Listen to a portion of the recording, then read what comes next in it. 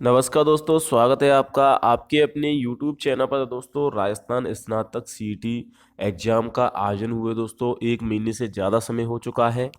27 व 28 सितंबर को सीईटी स्नातक लेवल का पेपर हुआ था और तभी से छात्रों को इसकी आंसर की का वेट है, आंसर की कब आएगी और इसका रिजल्ट कब जारी होगा। क्योंकि दोस्तों, जब तक सीईटी का रिजल्ट नहीं आएगा तब तक बोर्ड आगामी भर्तियों का नोटिफिकेशन भी जारी नहीं कर सकता है। जैसे कि दोस्तों, आपकी पटवारी की भर्ती है जो 2025 में होनी है, जिसका कैलेंडर भी आ चुका है। और इसके अलावा दोस्तों, आपकी बीडीओ ग्राम विकास अधिकारी की भर्ती है। इसके अलावा और भी काफ़ी सारी भर्तियां हैं दोस्तों, आपकी एलडीसी वगैरह की। तो इन सभी भर्तियों में जो नोटिफिकेशन जारी होगा वो सीईटी के माध्यम से ही जारी किया जाएगा, यानी कि सीईटी इसमें लागू रहेगा। और बोर्ड जब तक दोस्तों आपका नोटिफिकेशन जारी नहीं करेगा तब तक बोर्ड इसकी दोस्तों यहाँ पर जो विज्ञप्ति है दोस्तों वो जारी नहीं कर सकता है। यानी जब तक रिजल्ट नहीं आएगा तब तक भर्तियां कंडक्ट नहीं होंगी। 70 से ज़्यादा भर्तियों का बोर्ड ने कैलेंडर जारी किया है और कल ही दोस्तों बोर्ड अध्यक्ष आलोक राज की तरफ से ट्वीट करके जानकारी दी गई है कि सीईटी ग्रेजुएशन की प्रारंभिक की इसी महीने 20 नवंबर तक, जी हाँ दोस्तों, 20 नवंबर तक आपकी आंसर की आ जाएगी। सीईटी सीनियर सेकेंडरी परीक्षा की प्रारंभिक की 5 दिसंबर से पहले निकालने का प्लान है। जी हाँ दोस्तों, अगर आप सीईटी ग्रेजुएशन दिया था तो 20 नवंबर तक कहा गया है, यानी कि उससे पहले भी आ सकती है। 20 नवंबर से पहले 15 नवंबर को भी आ सकती है। 15 से 20 नवंबर के बीच में कभी भी जारी हो जाएगी। और जिन्होंने अभी हाल ही में 12th लेवल सीईटी दिया था, सीईटी सेकेंडरी, उनको 5 दिसंबर तक का वेट करना पड़ेगा। तो दोस्तों, आंसर की थोड़ा लेट आ रही है क्योंकि आंसर की आएगी उसके बाद दोस्तों रिजल्ट में ज़्यादा समय नहीं लगेगा, क्योंकि आंसर की से पहले ओएमआर शीट स्कैन होंगी और जो भी दोस्तों आपके द्वारा ऑब्जेक्शन भी लगाए जाएंगे, क्योंकि आपको आंसर की आने के बाद 3 दिन के लिए ऑब्जेक्शन का समय दिया जाएगा। जैसे कि कोई प्रश्न गलत है या फिर उसका ऑप्शन गलत थे दोस्तों, या फिर उसमें दोस्तों मिसप्रिंट हुआ था, तो उसके लिए ऑब्जेक्शन लगाएंगे आप और वहाँ पर बोर्ड आपको बोनस अंक भी जारी करेगा। तो 20 नवंबर तक आंसर की आएगी। राजस्थान कर्मचारी चयन बोर्ड के अधिकारी, जो आपके बोर्ड अधिकारी हैं, उन्होंने भी इसको लेकर बयान दिया है। फर्जी वेबसाइट से दूर रहने को लेकर उन्होंने कहा है कि फर्जी काफ़ी सारी राजस्थान कर्मचारी चयन बोर्ड की तरफ से के नाम से फर्जी वेबसाइट चल रही है, उन पर दोस्तों अलग अलग डेट दिखाई जाती है।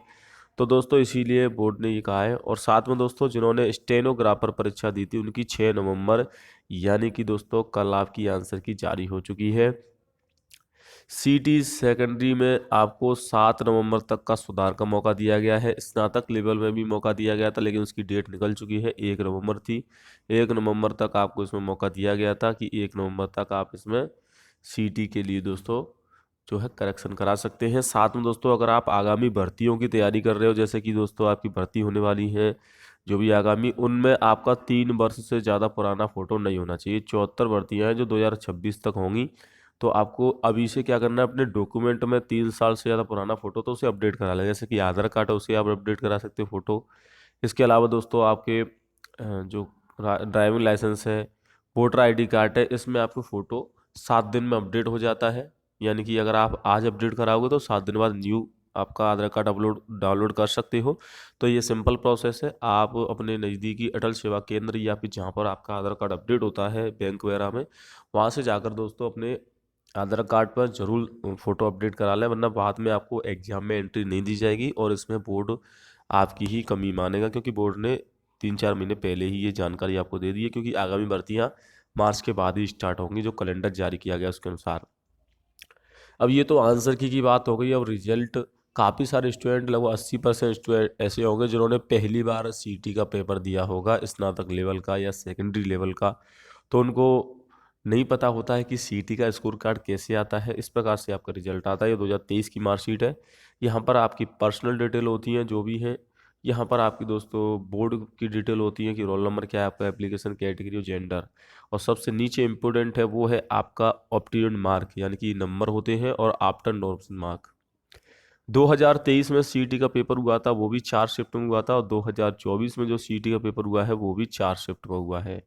तो 4-4 शिफ्ट में पेपर होने की वजह से दोस्तों बोर्ड इसमें भी आपका नोशन लागू करेगा। अगर आप देखोगे दोस्तों तो अमूमन जो एवरेज रहता है, 2 पारियों में नंबर बढ़ जाते हैं, 2 में कम हो जाती हैं। अब वो डिपेंड करता है कि आपने किस पारी में पेपर दिया था, उस पारी में आपके नंबर बढ़े हैं या कम हुए हैं। इस पारी में देखिए, ये देख सकते हैं छात्र का जो रिजल्ट है वो आप दे सकते हो कि ऑप्टिमम मार्क हैं 44, यानी कि इन्होंने 44 अंक हासिल किए हैं, लेकिन बाद में इनके जो नंबर हैं वो कम हो गए हैं। और नंबर कितने कम हुए हैं दोस्तों? 3 नंबर कम हुए हैं, यानी कि 41 नंबर हो गए हैं। तो नॉर्मलाइजेशन से ये फर्क पड़ता है कि अगर मान लीजिए किसी के फिक्स नंबर आ रहे हैं, 120 नंबर आ रहे हैं, और उसके एक नंबर भी कम हो जाता है तो 119 रह जाएंगे, यानी कि वो सीटी पात्रता से बाहर हो जाएगा, वो सीटी पास नहीं कर पाएगा। सीटी को लेकर अपडेट ये भी आ रही है कि सीटी 4 से 5 साल के लिए वैलिड किया जाएगा। अगर ऐसा होता है तो फिर आपको 4 से 5 साल के भीतर जितनी भी भर्तियाँ आएंगी उनके लिए सीटी नहीं देना पड़ेगा। आप उसी जो पुराना सीटी का स्कोर कार्ड है उसी से आप उन भर्तियों में शामिल हो पाओगे। लेकिन सीटी हर साल होगा, ये नहीं कि सीटी 5 साल बाद होगा, क्योंकि 5 साल के अंदर काफ़ी सारे स्टूडेंट 12th पास करेंगे। सीटी हर साल होगा, लेकिन जो एक बार पास कर लेंगे उनको 5 साल तक नहीं देना होगा, ताकि आप आगामी भर्तियों की तैयारी कर पाओगे। अगर ऐसे ही बोर्ड हर साल सभी को 1 साल की ही वैलिडिटी रखेगा तो छात्र सिर्फ सीटी की तैयारी ही करते रहेंगे, कोई भी भर्ती की अच्छे से तैयारी नहीं कर पाएंगे। इसीलिए बोर्ड ने ये डिसीजन लिया है। सरकार की अनुमति मिलने के बाद इसको अंतिम रूप से लिखित रूप में लागू कर दिया जाएगा। राजस्थान कर्मचारी चयन बोर्ड अच्छा कार्य कर रहा है, उन्होंने कैलेंडर भी जारी कर दिया है भर्तियों का। हालांकि वो टेंटेटिव कैलेंडर है, इनकी उस कैलेंडर में बदलाव भी हो सकता है, लेकिन आपको उससे थोड़ा अंदाजा हो जाए कि 1 साल के अंदर 2026 तक कौन कौन सी भर्तियां होंगी, तो आप उसी से अपना उस कैलेंडर के हिसाब से अपना तैयारी कर सकते हो। अब इसमें देखिए, पहले जो होता था 15 गुना के हिसाब से कट ऑफ रहती थी। क्या कि जैसे कि 1,000 पोस्ट है तो उसके 15 गुना सीटी पास अभ्यर्थियों को मेरिट के हिसाब से दिया जाता। जैसे कि जनरल कैटेगरी में 100 पोस्ट हैं तो 100 के 15 यानी कि 1500 छात्रों को लिया जाएगा जो हाई इनके नंबर होंगे। तो इससे कट ऑफ काफ़ी ज़्यादा हाई चली जाती थी, 119 200 के बीच में चली जाती थी, क्योंकि इतने नंबर वाले ही 15 गुना में शामिल होते थे। लेकिन अब कट ऑफ का काम खत्म हो चुका है, अब तो आपके लिए फिक्स मार्क कर दिए गए हैं कि अगर आप नंबर लाते हो 40% यानी कि 120 नंबर तो आप सीईटी पास हो, चाहे उनकी संख्या कितनी भी हो। 13 लाख से ज़्यादा छात्रों ने परीक्षा दी थी। 40% अगर 300 का निकालो, 120 नंबर आपको लाना जरूरी है आफ्टर नॉर्मल।